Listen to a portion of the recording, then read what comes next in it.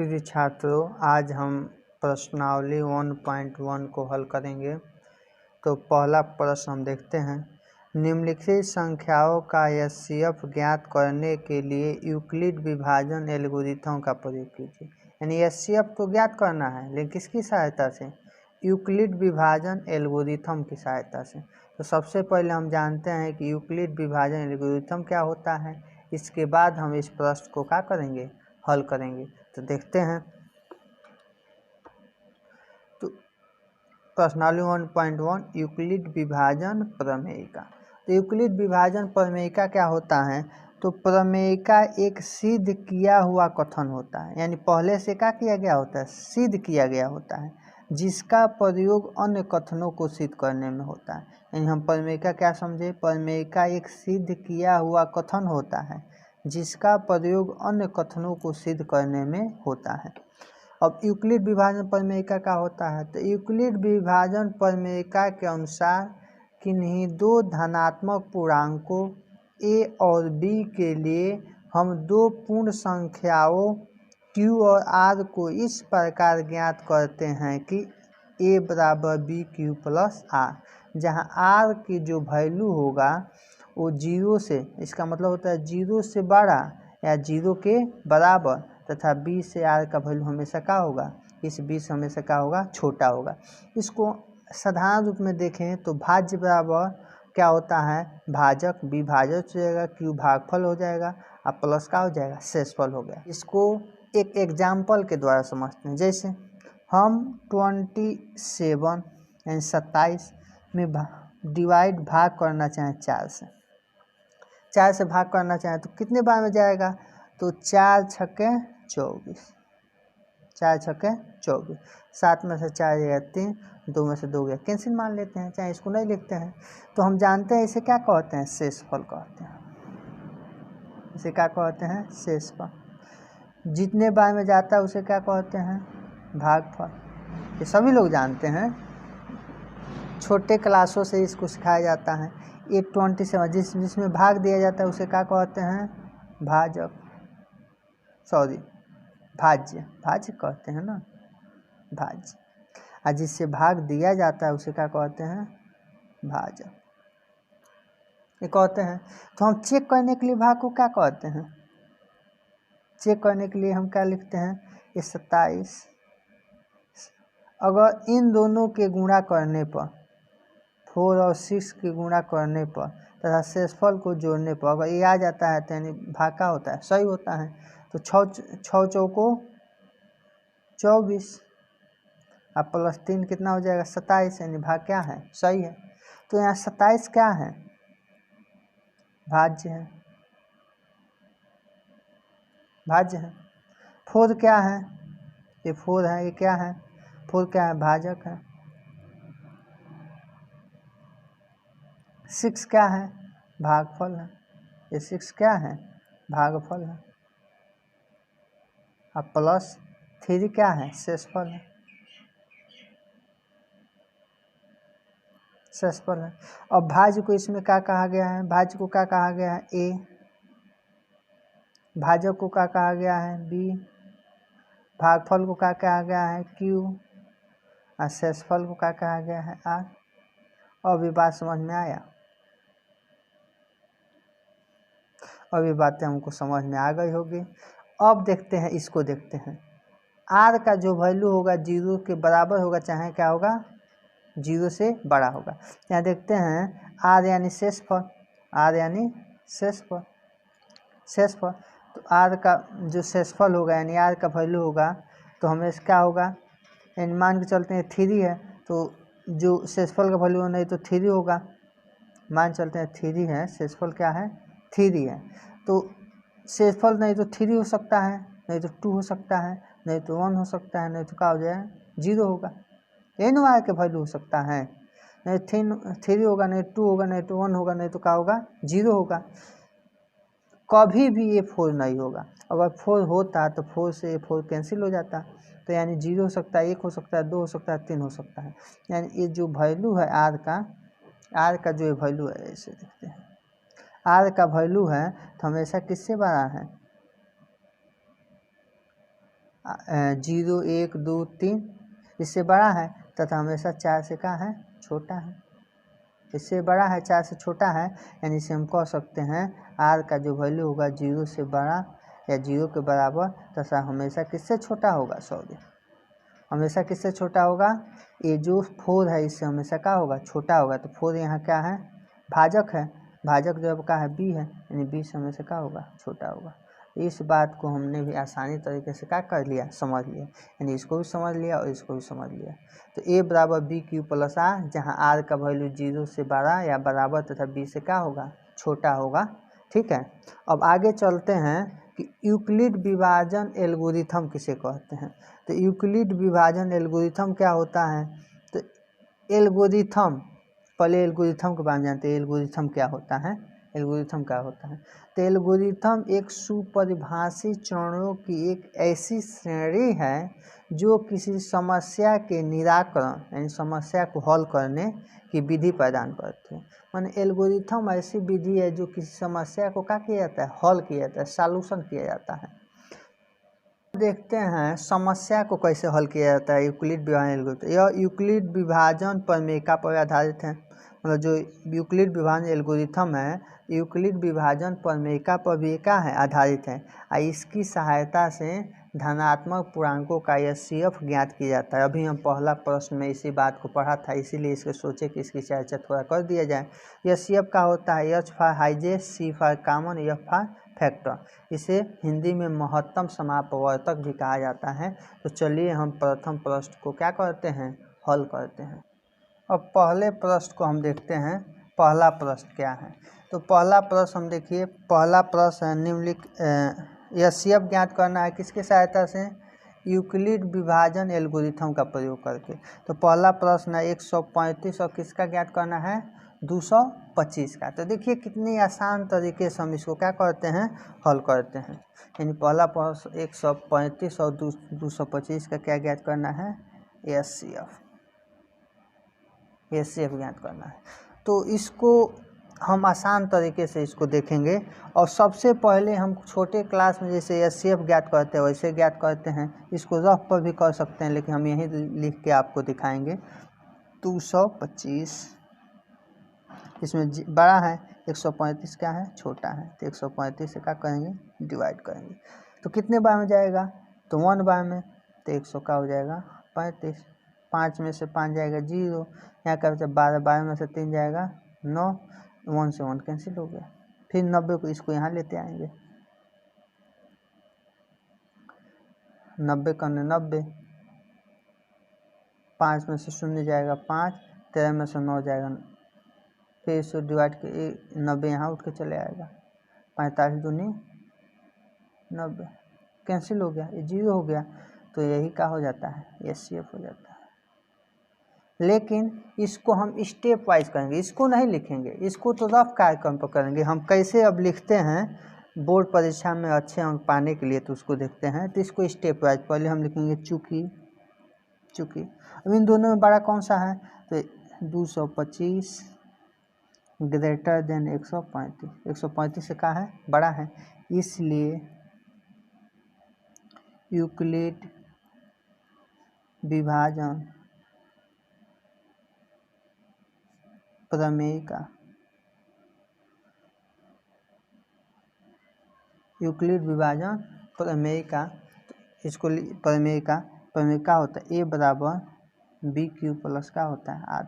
इसी बात को हम क्या किए थे पढ़े थे, A बराबर बी क्यू प्लस आर, जहाँ आर के जो वैल्यू होता है वो किसके बराबर 0 से बड़ा या बराबर तथा किससे छोटा होता है, हमेशा b से क्या होता है छोटा होता है।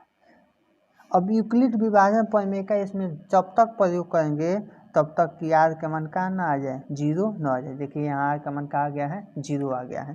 तो इसको स्टेप वाइज स्टेप चलते हैं। तो स्टेप पहला, स्टेप फर्स्ट कैसे लिखेंगे, तो देखिए इसी चीज़ यही क्या हो गया हमारा स्टेप फर्स्ट हो गया। बाद में अपने आप से इसको लिखने लगेंगे आप लोग, बिना एक किए ही इस पर लिखने लगेंगे।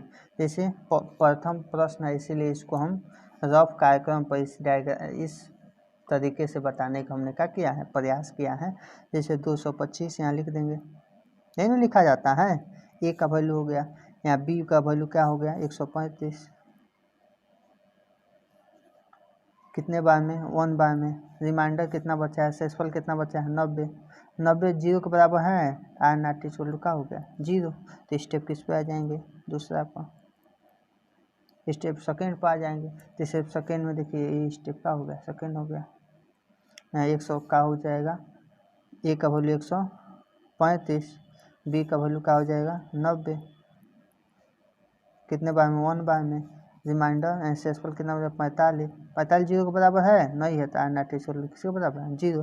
तो स्टेप किस पे आ जाएंगे, थर्ड पे आ जाएंगे। स्टेप थर्ड में क्या है, ये है थर्ड में क्या है, ए की जगह पर 90 है, बी की जगह पर क्या है 45 है, यानी 45 है, कितने बार में गया है 2 बार में। शेषफल कितना आ गया है 0, तो आर का वैल्यू क्या हो गया 0। हम कभी क्या बोले हैं, तब तक ये क्रिया करते रहेंगे तब तक क्या ना आ जाए 0 आ जाए। तो step first, step second, step third में क्या आ गया 0। तो लिखेंगे चूंकि अतः सॉरी आर इक्वल टू 0, अतः यूक्लिड विभाजन एल्गोरिथम यहीं समाप्त होता है, अतः सॉरी इसलिए एचसीएफ हमारा क्या हो जाएगा 45 हो जाएगा। यानी इस तरीके से यूक्लिड विभाजन प्रमेयिका के सहायता से हम एचसीएफ क्या करेंगे, ज्ञात करेंगे। अब दूसरे प्रश्न की तरफ हम क्या करते हैं, बढ़ते हैं। तो दूसरा प्रश्न क्या है 196, यहाँ लिख लेते हैं 196 और 38,220, 38,220 यही प्रश्न है। इसको आप बुक से देख सकते हैं 196 38,220। अब इसको देखिए कैसे हम इसको लेकर चलते हैं, हल सॉल्यूशन, सॉल्यूशन इसका करते हैं। तो इसका सॉल्यूशन कैसे करते हैं, तो इसमें देखेंगे एकदम सेम टू सेम इसी की तरह, चूँकि 38,220 ग्रेटर देन 196, मान ए 196 से क्या है बड़ा है। तो यहाँ पहले रफ डायग्राम पर कर लेते हैं, रफ डायग्राम 38,220 डिवाइड किससे करना है 196 से। तो इस कितने बार में जाएगा 1 बार में जाएगा 196, 12 में से 6 हो गया 6, यहाँ कितना बचा 7, 17 में से 9 हो गया 8, यहाँ का 2 में से 1, अगला फिर 2 को यहाँ उतार देंगे। कितने बार में जाएगा, तो लगभग 9 बार में। 9 से देखते हैं, 9 छक्के 54 के 4, सॉरी 9 छक्के 54 के 4, 9 9 81, 81 5 86 के 6, हाथ में आया 8 मन 8, 9 का 9, 9 8 17, 12 में से 4 गया 8, 2 में से 4 जाएगा तो 12 में 4 गया 8, यहाँ कितना आएगा कह दिया हासिल आएगा तो 15, 15 में 6 हो गया 9, यहाँ का बचा 7, कैंसिल का होगा, कैंसिल का होगा 0। अब कितने में जाएगा, 5 में जाएगा तो 5 बार में जाएगा, 6 5 30 के 0, 5 9 45, 9 5 45, 45 यहाँ 48 का 8, 5 करने 5, 5 4 9, कैंसिल हो गया। यानी एक ही बार में क्या हो गया कैंसिल हो गया। तो यहाँ देखते हैं, तो यहाँ लिखेंगे इसलिए यूक्लिड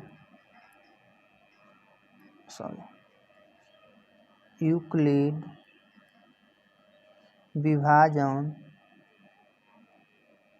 प्रमेयिका,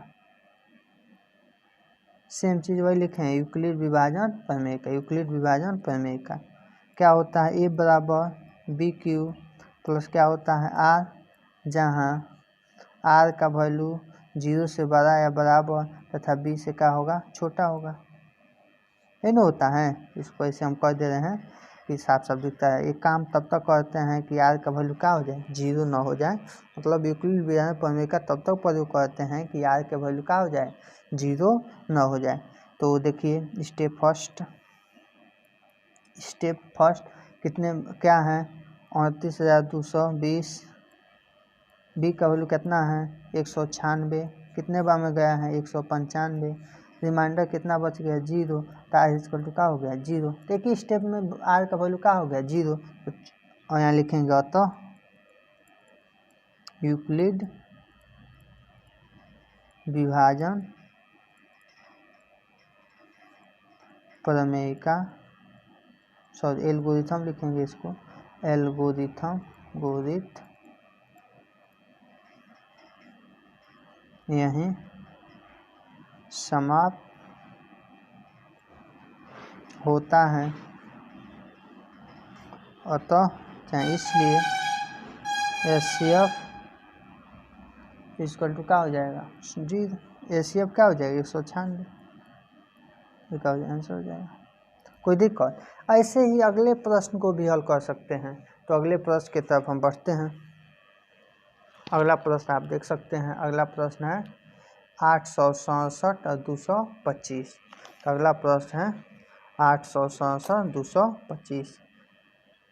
थर्ड प्रश्न है 867 और 225, 255, इसको हल करते हैं।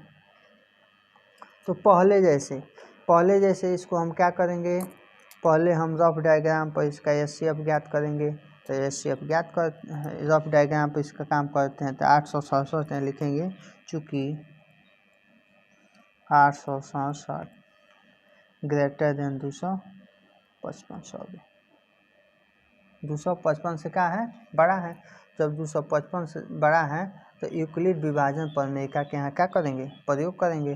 तो यूक्लिड विभाजन प्रमेय का प्रयोग करने के लिए हम रफ डायग्राम इसको करते हैं। 867 को डिवाइड किससे करना है 255।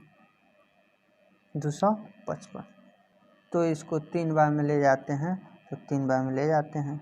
5 × 15 = 5, 5 × 15 = 16, 3 दूनी 6, 6 × 1 7, 7 में से 5 गया 2, 6 में से 6 गया 0, 8 में से 102। अब इसको यहाँ करते हैं पहले प्रश्न जैसे, इसको यहाँ कर दिए, क्या हो जाएगा 255 को यहाँ लिख देते हैं। कितने बार में जाएगा तो 2 बार में, 2 दूनी 4, 2 जैन 0, 2 × 1 2, 5 में से 4 गया 1, 5 में से 0 गया 5, 2 में से 2 गया कैंसिल, 51 है। तो इसको उठा के यहाँ लिख देते हैं 102। कितने बार में जाएगा तो 2 बार में, 102 कैंसिल।